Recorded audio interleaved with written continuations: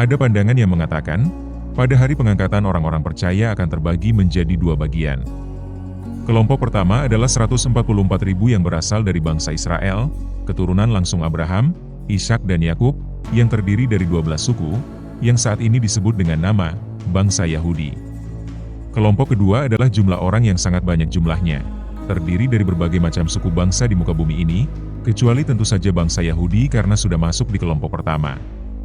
Kelompok pertama dengan Bapa di sorga dan hukum Tauratnya, yaitu era Perjanjian Lama. Dan kelompok kedua dengan Yesus dan hukum kasih-Nya, yaitu era Perjanjian Baru.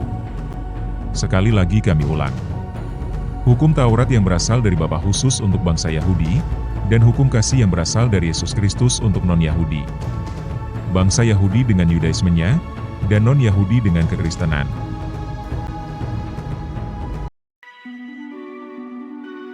Rasul Paulus seorang Yahudi, yang dahulu beragama Yahudi, dan berarti saat ia mengatakan demikian sudah memiliki keyakinan yang berbeda. Mengapa hal itu bisa terjadi? Berikutnya, Rasul Petrus yang juga seorang Yahudi mengatakan, bahwa ada suatu larangan bagi seorang Yahudi, yang berarti larangan ini khusus untuk keturunan langsung Abraham, Ishak, dan Yakub. Larangan apakah yang dimaksud? Untuk tidak menjadi satu bagian, dalam hal ini berbicara mengenai satu keyakinan, dengan non-Yahudi, ataupun juga menjadi sahabat bagi non-Yahudi. Hukumnya adalah haram. Karena bangsa Yahudi mempunyai keyakinannya sendiri, yaitu Yudaisme. Jelas sekali bahwa agama Yahudi, atau Yudaisme, dikhususkan untuk bangsa Yahudi dan tidak diperkenankan, atau haram hukumnya untuk suku bangsa-suku bangsa lainnya. Sehingga hukum-hukum yang berlaku di dalamnya hanya, dan hanya boleh dilakukan oleh orang-orang Yahudi. Apakah hukum Yahudi yang dimaksudkan di sini adalah hukum Taurat, yang diberikan Bapa di sorga kepada hambanya Nabi Musa di Gunung Sinai?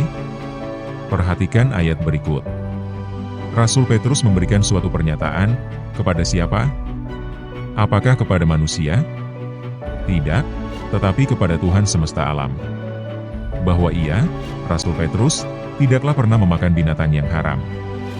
Pernyataan ini diberikan ketika ia bermimpi mengenai binatang-binatang haram yang mana Tuhan mencobainya agar Petrus memakannya. Tetapi tentu saja hal itu tidaklah boleh dilakukan, karena larangan tersebut ada tertulis di dalam Taurat. Haram dan halal haruslah berdasarkan standarisasi Tuhan, bukanlah manusia. Harap diingat, konteks mimpi yang dialami Rasul Petrus tidak lain Tuhan hendak mengajarkan, bahwa apa yang selama ini diyakini, yang diajarkan oleh pemimpin agama Yahudi, bahwa bangsa Yahudi tidaklah boleh memiliki satu keyakinan dengan non-Yahudi, tidaklah benar. Yang berarti, aturan yang menyatakan haram hukumnya menjadi satu keyakinan dengan bangsa non-Yahudi tidaklah berasal dari Bapa di sorga, karena itu semua adalah hukum manusia, bukan hukum Taurat. Dengan demikian dapat terlihat bahwa Yudaisme tidaklah mendasarkan ajarannya dengan Taurat. Karena hukum Yahudi berbeda dengan hukum Taurat. Hukum yang berasal dari manusia tidaklah boleh disamakan dengan yang berasal dari Tuhan.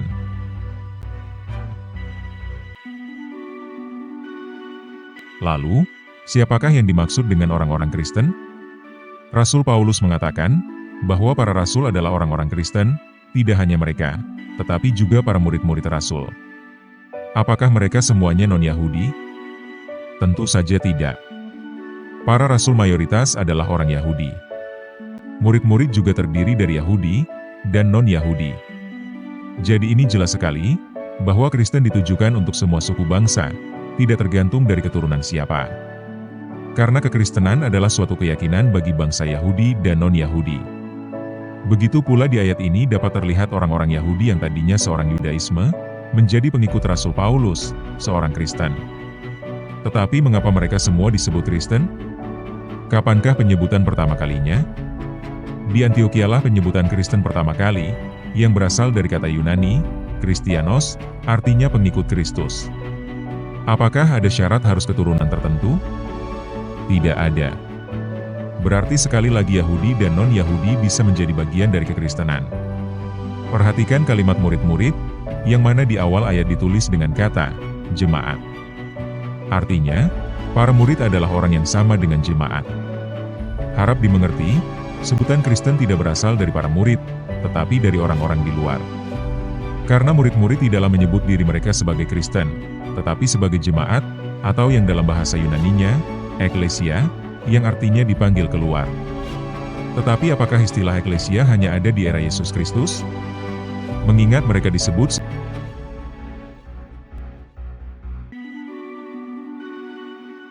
perhatikan ayat berikut. Kata eklesia juga ada di ayat ini, yang artinya, jemaat yang berada di Gunung Sinai, di mana Nabi Mose menerima Taurat dari seorang malaikat sebagai perantara antara Bapa dengan Nabi Musa. Mereka ini disebut juga eklesia. Jadi jelas sekali sebutan eklesia bukanlah hal yang baru, melainkan sudah ada sejak ribuan tahun sebelum era Yesus Kristus. Inilah yang dimaksudkan oleh Rasul Stefanus, bahwa eklesia yang ada di zaman Yesus adalah eklesia yang sama di zaman Musa. Apa yang dikatakan oleh Rasul Stefanus sebenarnya dikutip dari Keluaran 19 ayat 3, di mana Bapa memberikan pesannya kepada Musa. Dan apakah bunyi pesannya?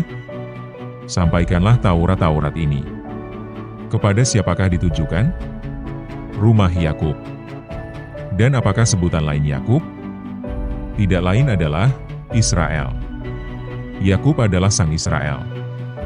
Rumah Yakub yaitu rumah Israel. Jadi eklesia yang ada di Gunung Sinai tidak lain disebut dengan sebutan anak-anak Israel. Apakah mereka semua hanya berasal dari keturunan langsung Yakub?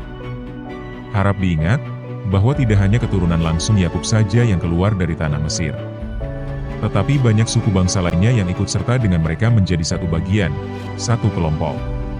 Yang berarti eklesia yang ada di Gunung Sinai berasal dari keturunan Yakub dan non-keturunan Yakub. Yudaisme adalah keyakinan yang berasal dari nenek moyang bangsa Yahudi, yang ditujukan hanya untuk keturunan Yahudi.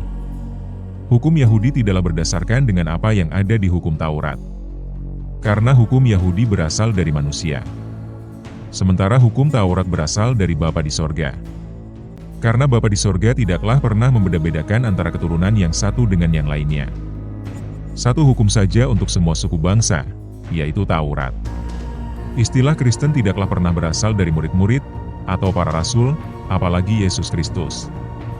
Hal ini menurut pandangan kami untuk membedakan antara Yudaisme, yang seakan-akan pelaku Taurat, walaupun sebenarnya bukan, melainkan adat istiadat nenek moyang, dengan murid-murid Yesus, yang mana adalah para pelaku Taurat sejati. Murid-murid menyebut diri mereka, eklesia, yang dalam bahasa Indonesianya, jemaat. Yesus Kristus datang untuk mengumpulkan kembali eklesia yang sudah ada ribuan tahun yang lalu. Eklesia yang sama, yang bersama-sama dengan Nabi Musa mendengarkan Taurat-Taurat Bapa di sorga. Yang terdiri dari keturunan Yakub dan non-Yakub, yang berada di dalam rumah Yakub, rumah Israel, karena mereka disebut juga anak-anak Israel, bangsa Israel. Terima kasih, Tuhan Yesus memberkati.